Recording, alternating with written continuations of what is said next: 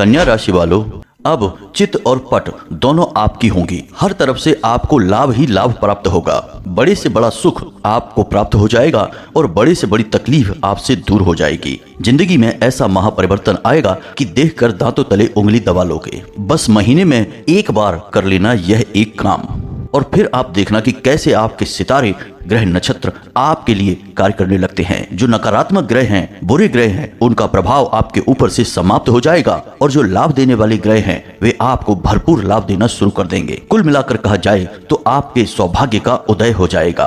तो जयकारा बोलो माता रानी का, जगत माई महामाई माँ भद्रकाली का जय बोलो, माँ के सिद्ध दरबार की जय बोलो।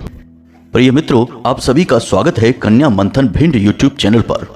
एक ऐसा कार्य है जिसे लोगों ने अब तक छुपा कर रखा है। जो इसके बारे में जानते हैं वो कभी किसी को नहीं बताते हैं, और इस कार्य को करने से दिन दूनी रात चौगुनी तरक्की हासिल करते हैं। फिर चाहे ग्रहों की दशा कैसी ही क्यों न बनी हो, हर हाल में उन्हें लाभ ही होता है, फायदा ही फायदा होता है। तो आज के इस विशेष वीडियो में हम आपको उसी एक कार्य के बारे में, या यूं कहें कि महा उपाय के बारे में बताने जा रहे हैं, जिसे आपको हर महीने केवल एक बार करना है, और आप देखेंगे कि इसके ऐसे अद्भुत और अनोखे परिणाम आपको प्राप्त होंगे कि आप खुद भी भौचक के रह जाएंगे। जी हाँ प्रिय मित्रों, एक बात याद रखना कि हमने जिन जिन लोगों को इस उपाय को बताया है और उन्होंने बस एक दो बार ही इस उपाय को किया है और उनके जीवन में ऐसे बड़े बड़े परिवर्तन आ गए हैं कि वे खुद हमें लौटकर धन्यवाद करते हैं और बहुत अधिक आभार मानते हैं। लेकिन इसमें हमारा कुछ भी लेना देना नहीं है, यह तो माता रानी का आशीर्वाद है और उन्हीं की कृपा से उनके जीवन में परिवर्तन आया है।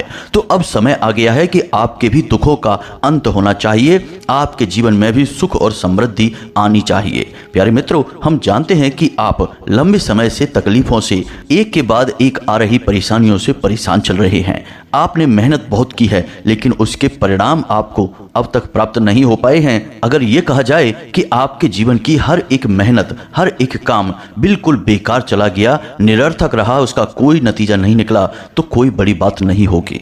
तो प्रिय मित्रों, अब समय आ गया है जब आपको वह हासिल होगा जिस पर केवल और केवल आपका हक है। बस आपको करना यह है कि ठंडे दिमाग से इस वीडियो को पूरा देखना है। यदि आपने इस वीडियो को बीच में छोड़ दिया तो हम आपको लिख कर दे सकते हैं कि यह आपके जीवन की एक सबसे बड़ी भूल होगी, जिसकी आपको जीवन भर कीमत चुकानी होगी।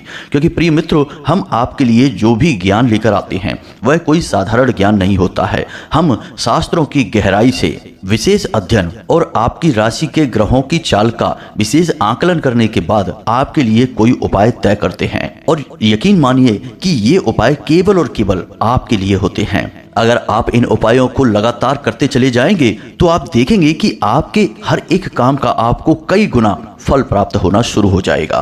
तो अब ऐसे में यदि आप ही वीडियो को नहीं देखेंगे, हमारे द्वारा बताई गई बातों को हल्के में लेंगे, तो एक तरफ तो हमारी मेहनत बर्बाद हो जाएगी, माता रानी के लिए जो हम प्रयास कर रहे हैं वह असफल हो जाएगा, और दूसरी ओर आपके जीवन में भी कोई परिवर्तन नहीं आएगा। दुख ज्यों का त्यों बना रहेगा, तकलीफें भी ज्यों की त्यों बनी रहेंगी।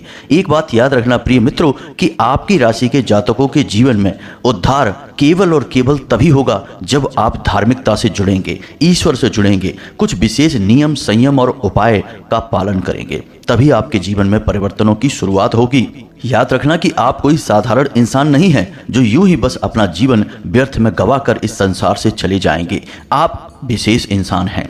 यदि भगवान आपके जीवन में लगातार कष्ट और परेशानियां दे रहे हैं तो इसके बदले वे आपको बहुत कुछ देना भी चाहते हैं, और कहीं ना कहीं उनका छिपा हुआ इशारा यह है कि आप उनसे जुड़ जाएं, पूर्ण धार्मिक हो जाएं, आस्थावान बने, ईश्वर में आंख बंद करके भरोसा करें। और जैसे ही आप इन बातों को मानेंगे, आप देखेंगे कि आपका जीवन बेहद सरल हो गया है। स्वयं भगवान आपका हाथ पकड़ लेंगे और आपको हर एक मुसीबत और परेशानी से बाहर निकालेंगे। यह हमारा व्यक्तिगत अनुभव है प्रिय मित्रों। हमने कई जातकों के जीवन में ऐसे महापरिवर्तनों की शुरुआत करवाई है, आपके जीवन में भी हो जाएगा। तो बस वीडियो को पूरा देखना है। चलिए बिना समय गवाए आज के इस बेहद ही ज्ञानवर्धक और जीवन में चमत्कारी परिवर्तन लाने वाले विशेष वीडियो की शुरुआत करते हैं। लेकिन उससे पहले माता रानी को आभार तो व्यक्त करेंगे ही, क्योंकि उनकी कृपा के बिना तो इस ब्रह्मांड में एक पत्ता भी नहीं हिल सकता है।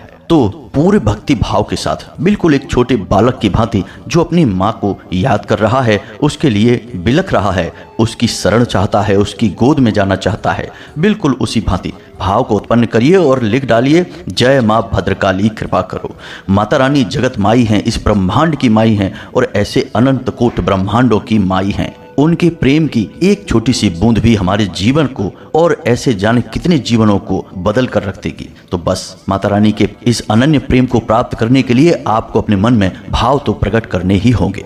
अब वैसे तो हम सभी माता रानी के ही बालक हैं और हम कुछ भी करें या ना करें माता रानी के बालक रहेंगे, लेकिन जो बालक ज़्यादा प्रयास करता है, माता रानी का मन मोह लेता है, वह माता रानी के लिए विशेष बन जाता है। तो यह बस इसी की एक प्रक्रिया है कि माता रानी के आप विशेष बन जाएं। अब एक छोटी सी बात और हम आपको कहना चाहते हैं कि जो माता रानी की विशेष पूजा के लिए अंशदान कार्यक्रम चल रहा था जन्मोत्सव के लिए, अब वह समाप्त हो चुका है।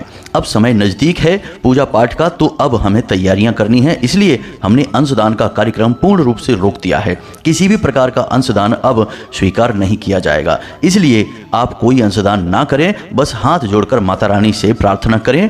यदि आप इस बार अंशदान नहीं कर पाए हैं तो कोई बात नहीं है, अब अगली बार कोई विशेष अवसर आएगा तो फिर से आपको मौका दिया जाएगा और आप अंशदान करके माता रानी की विशेष कृपा के पात्र बन जाएंगे। आप चिंता न करें, हम अनुष्ठान के दिन हर एक व्यक्ति के जीवन के भले के बारे में, उद्धार के बारे में माता रानी से निवेदन अवश्य करेंगे और आपको माता रानी की कृपा अवश्य प्राप्त हो जाएगी। अब आप एक छोटा सा कार्य और कर सकते हैं कि हमारे और माता रानी के दिव्य परिवार के सदस्य बन सकते हैं। यदि आप चैनल पर पहली बार आए हैं तो इसे सब्सक्राइब कर लें। ऐसा करके आप हमारे और माता रानी के दिव्य परिवार के सदस्य बन जाएंगे। फिर आपको हर एक पूजा पाठ का कुछ न कुछ अंश, कुछ न कुछ फल अवश्य प्राप्त होगा, क्योंकि परिवार के सदस्यों का तो हर एक कार्य में कुछ न कुछ हिस्सा होता ही होता है।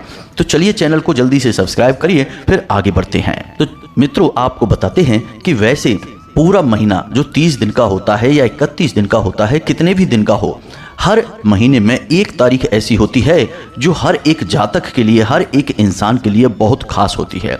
अब वह तारीख कौन सी है, आप ध्यान से समझिए। जिस दिन आपका जन्म हुआ था, जी हाँ मित्रों, जैसे कि आपका 21 तारीख को जन्म हुआ है, तो आपके लिए हर महीने की 21 तारीख बहुत ही खास है। जैसे कि आप अपनी कुंडली बनवाएंगे, किसी भी प्रकार का ज्योतिष ज्ञान हासिल करना चाहेंगे, तो आप अपनी इस 21 तारीख को अवश्य बताएंगे। ज्योतिष शास्त्र की नज़र में आपकी पहचान, आपका अस्तित्व यही आपकी जन्म की तारीख से ही तय होता है। यहीं से आपका नाम, आपका जीवन, आपका विवाह, आपका कैरियर, आपकी नौकरी, काम धंधा, व्यापार, सब कुछ ज्योतिष शास्त्र में तय किया जाता है, या यूं कहें कि पता लगाया जाता है। यानी कि जिस दिन आपका जन्म हुआ वह तारीख आपके लिए बहुत विशेष है और वह दिन भी आपके लिए बहुत विशेष है। अब आपके लिए हम कुछ ऐसे शक्तिशाली उपाय बताने वाले हैं जो आपको इस दिन करने हैं। यानी कि आप अपने जन्मदिन की तारीख वाले दिन भी कर सकते हैं, और जो दिन था, जैसे कि मंगलवार के दिन आपका जन्म हुआ तो मंगलवार के दिन भी कर सकते हैं। तो इस तरह आपको महीने में 3-4 दिन वो मिलेंगे और एक आपकी जन्म की तारीख का दिन मिलेगा। अब यदि आपके पास समय का अभाव रहता है तो कोई बात नहीं, आप अपने जन्म की तारीख को याद रखें। इस दिन इस उपाय को करेंगे तो आपको बड़े ही चमत्कारी परिवर्तन प्राप्त होंगे, और महीने में केवल एक बार आपको यह कार्य करना है। तो अब ध्यान से सुने कि यह उपाय कौन सा है और इसके काम करने का तरीका क्या है। लेकिन सबसे महत्वपूर्ण कि इस उपाय के नियम, विधि विधान क्या है, क्योंकि कोई भी उपाय बिना किसी नियम के, बिना किसी विधि विधान के कर दिया जाए तो उस उपाय का कोई महत्व ही नहीं होता है। अब इस बात को साबित करने के लिए एक छोटी सी बात आप समझिए कि कहते हैं कि गंगा जी में स्नान करने वाला हर इंसान अपने पाप कर्मों से मुक्त हो जाता है और सीधे स्वर्ग जाता है। तो इसका मतलब यह हुआ कि गंगा जी में रहने वाले सारे जीव जंतु अपने पाप कर्मों से मुक्त हो जाएंगे और सभी के सभी स्वर्ग जाएंगे, उनके कर्मों के बंधन कट जाएंगे।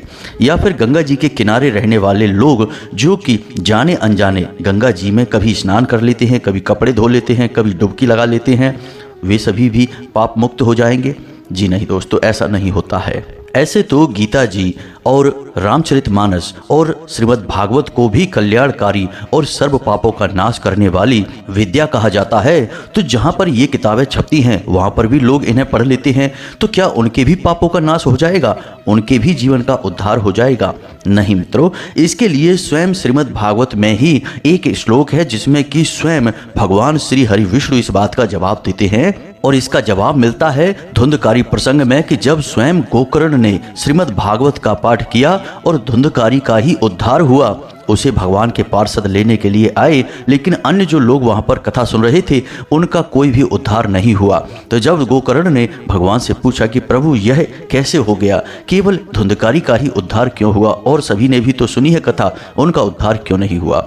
तो भगवान क्या कहते हैं जरा ध्यान से सुनिए।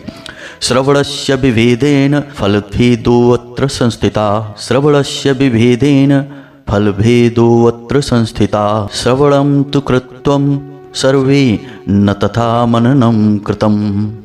इसका मतलब यह हुआ कि जो लोग कथा को सुनते हैं लेकिन उनका चित्त कथा में नहीं होता, उनका भाव नहीं होता है, उनका उद्धार भी नहीं होता है।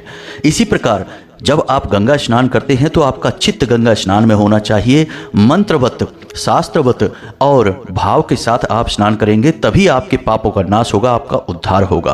प्रिय मित्रों, हमने अक्सर यह देखा है कि लोग अपनी छतों पर चिड़ियों के लिए दाना डाल देते हैं, पानी की व्यवस्था कर देते हैं, प्यासों को पानी पिलाते हैं, भोजन भी करा देते हैं, लेकिन इसके पीछे उनका भाव कुछ और होता है। उनके अंदर अभिमान होता है, उन्हें लगता है कि वे कुछ बहुत बड़ा कार्य कर रहे हैं, बहुत पुण्य का काम कर रहे हैं, अब ईश्वर उन्हें कुछ न कुछ लाभ अवश्य देंगे। और आप देखेंगे कि ऐसे लोगों के जीवन में कोई लाभ ही नहीं होता है, क्योंकि अभिमान आ गया। भगवान श्री कृष्ण स्वयं गीता के उपदेश में कहते हैं कि भगवान का सबसे बड़ा शत्रु इंसान के अंदर उत्पन्न होने वाला उसका अभिमान ही है।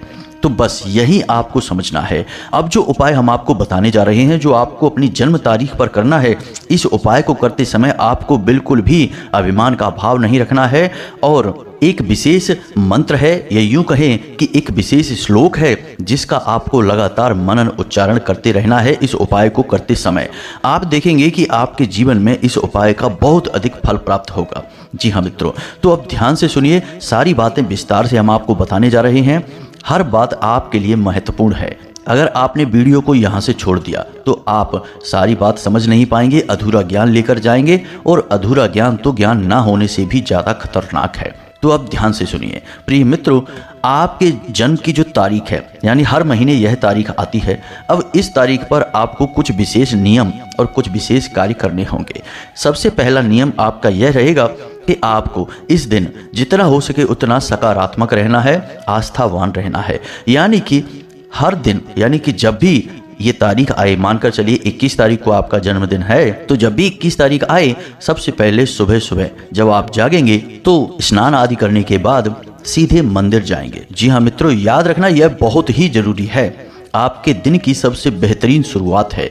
तो आप यदि रोज मंदिर जाते हैं तो बहुत ही अच्छी बात है, लेकिन यदि आप नहीं जा पाते हैं तो कम से कम अपनी जन्म तारीख के दिन तो आप अवश्य ही सुबह सुबह स्नान आदि करने के बाद मंदिर अवश्य ही जाइए और वहां पर जाकर थोड़ा सा समय बिताइए। मंदिर जाने वाले कई प्रकार के लोग होते हैं, कुछ ऐसे जो कि मन में कुछ न कुछ लालच लेकर, कुछ न कुछ आकांक्षा लेकर जाते हैं, कुछ ऐसे होते हैं जो यूं ही टाइम पास के लिए चले जाते हैं, फिर वहां पर बैठकर आपस में गप्पे हाँकते हैं। कुछ ऐसे होते हैं जो ड्यूटी पूरी करने जाते हैं, यानी भागते भागते जाते हैं और भागते भागते आ जाते हैं। लेकिन कुछ ऐसे होते हैं जो सचमुच में भगवान से अपने मन के तार जोड़ना चाहते हैं, तो वे ठंडे दिमाग के साथ जाते हैं, वहां समय बिताते हैं, भगवान की ऊर्जा को महसूस करते हैं, ध्यान लगाते हैं और कुछ समय बिताने के बाद आते हैं। तो आपको ऐसे ही जाना है, निर्विकार जाना है, मन में कोई विकार लेकर नहीं जाना है। कोई भी नकारात्मक भावना मन में आए उसे छोड़ देना, भगवान से कुछ भी मत मांगना, बस जाना। भगवान से भला क्या मांगना है, ये तो अंतर्यामी है, आपकी रग रग में भगवान की ही ऊर्जा तो दौड़ रही है, तो आपको उनसे कुछ नहीं मांगना, उन्हें सब कुछ पता है। आप बस उनके दर्शन के लिए जाइए, उनसे जुड़ने के लिए जाइए। आप वहां जाएं, पाठ करें, यदि हनुमान जी के मंदिर जाते हैं तो चालीसा पाठ करें, बजरंग बाण का करें। महिलाएं हैं तो बजरंग बाण का पाठ ना करें, हनुमान अष्टक का पाठ कर लें। और इसके बाद यदि आप भोले बाबा के मंदिर जाते हैं तो वहाँ पर भी जाकर आप पंचाक्षरी मंत्र का उच्चारण कर सकते हैं। यानी कहने का मतलब यह है कि आप वहाँ पर थोड़ा सा समय अवश्य बिताएं। उसके बाद जब आप मंदिर से वापस आएँ तो आपको दिन में जब भी समय मिले, शाम के समय ही आपको समय मिलेगा, तो उस समय आप 3 कार्य अवश्य करें। अब वे 3 कार्य कौन से हैं, ध्यान से सुनिए। हमारे इस संसार में जितने भी जीव जंतु हैं उनके रूप, गुण, आकार सब अलग अलग अवश्य हैं, लेकिन उनके अंदर बसने वाली आत्मा एक ही है। यानी कि चींटी की आत्मा और इंसान की आत्मा में कोई भेद नहीं है। एक चिड़िया की आत्मा, एक मछली की आत्मा और एक इंसान की, हमारी आपकी आत्मा में भी कोई भेद नहीं है। बस हमारे अंदर चेतना और ज्ञान की अधिकता है तो हमें अंतर महसूस होता है। तो अब आपको क्या करना है, ध्यान से समझिए। अब मानकर चलिए कि आपका वजन 60 किलो है, तो आपके वजन का दशांश हुआ 6 किलो और एकांश हुआ 600 ग्राम।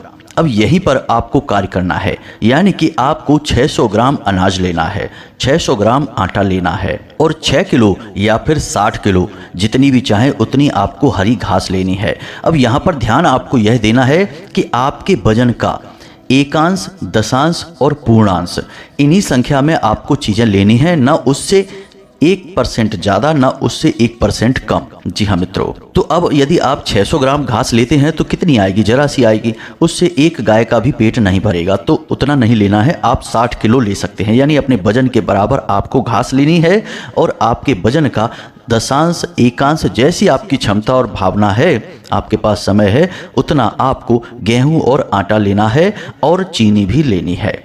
तो अब सारी मात्रा आप एक बार फिर से सुनिए। आपको अपने वजन के बराबर घास लेनी है, यानी 60 किलो वजन है तो 60 किलो घास लेनी है। उसके बाद आपको अपने वजन का एकांश आटा लेना है, एकांश ही गेहूं लेना है, यानी कि 600 ग्राम गेहूं हो गए, यानी कि 600 ग्राम आटा और गेहूं हो गया। अब उसमें थोड़ी सी आप 1 मुट्ठी या 2 मुट्ठी जैसी भी चाहें आटे में आपको शक्कर मिला लेनी है।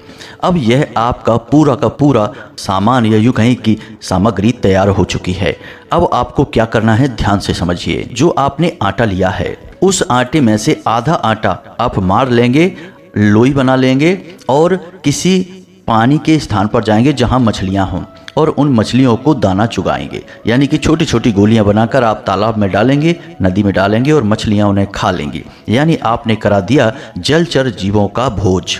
जी हाँ मित्रों, अब आपको जो बचा हुआ आटा है उसमें थोड़ी सी चीनी मिलाकर, शक्कर मिलाकर किसी ऐसे पेड़ के किनारे किनारे डाल देनी है जहां पर चींटे चींटियां होती हैं। यह आपने करा दिया थलचर जीवों का भोज। अब आपने जो अपने वजन के बराबर घास ली है उस घास को आपको गाय को खिला देना है। यह हो गया गौ माता का भोज। अब आपने जो गेहूं लिए हैं, अपने वजन के एकांश गेहूं लिए हैं, उन गेहूंओं को डाल देना है, या तो अपनी छत पर डाल दें या जहां पर पक्षी इकट्ठे होते हैं। यह हो गया नभचर जीवों का भोज, यानी पक्षियों का भोज। तो अब आप देखिए, आपने अपने जन्मदिन के दिन सैकड़ों हजारों जीवों को भोज करा दिया, जिसमें कि सभी जीव शामिल हैं। उड़ने वाले जीव, पानी में तैरने वाले जीव, जमीन पर रेंगने वाले जीव और स्वयं गौ माता भी शामिल हो गई हैं, जो कि बेहद ही पवित्र है। धार्मिक मान्यता के अनुसार देखा जाए तो गौ माता में सभी देवी देवताओं का वास होता है।